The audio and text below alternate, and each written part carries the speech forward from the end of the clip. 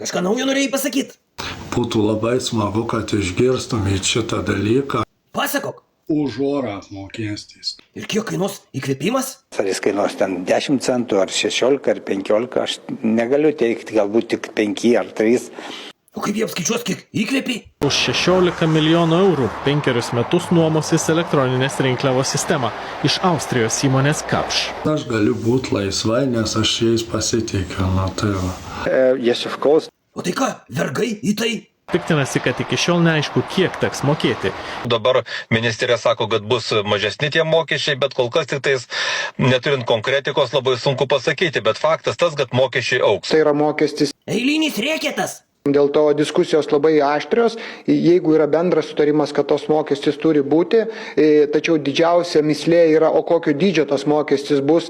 Tai va, tokios yra taisyklės, kurių reikia laikytis. O jeigu nesilaikoma, tai bus taikomos baudos.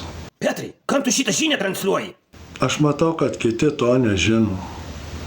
Kiti, jūs visi žinot kiti, bet kiti to nežino. Nu dabar aišku. Suprantate, man būtų malonu parašytų, kad taip, kad suprato, žinai. O tie, kurie nesuprato, tai kits reikalas, labai būtų malonu tie, kurie supranta, tai kad parašytų taip.